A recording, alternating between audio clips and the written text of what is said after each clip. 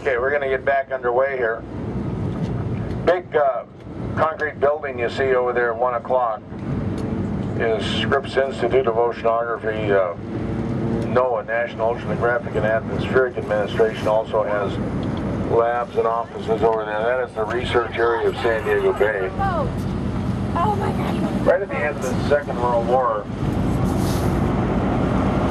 the battleship base for the Navy was changed from Pearl Harbor, which was pretty thoroughly destroyed at the beginning of the war. 2/3 of our ships were lost over there.